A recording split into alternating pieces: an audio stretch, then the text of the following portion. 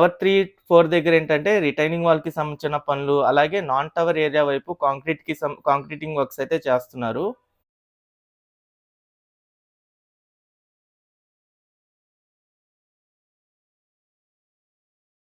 ఇక్కడ కడుతున్న ఈ 5 ఐకానిక్ టవర్స్ ఏంటంటే డయాగ్రిడ్ టెక్నాలజీతో అయితే కడుతున్నారు.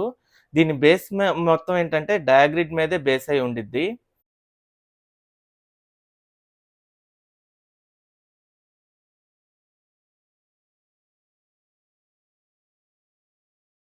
ఇటువైపు చూడండి ఎంతమంది వర్కర్స్ పనిచేస్తున్నారో ఇక్కడ రిటైనింగ్ వాల్ కోసం. అలాగే ఈ ఐకానిక్ టవర్స్ దగ్గర ప్రతి ఒక్క వర్క్ ఏంటంటే ఒక ప్రాసెస్ ప్రకారం చేసుకుంటూ వెళ్తున్నారు. గత 5.5 సంవత్సరాలుగా ఈ ఐకానిక్ టవర్స్ 5 ఏంటంటే నీటిలోనే మునిగిపోయి ఉన్నాయి.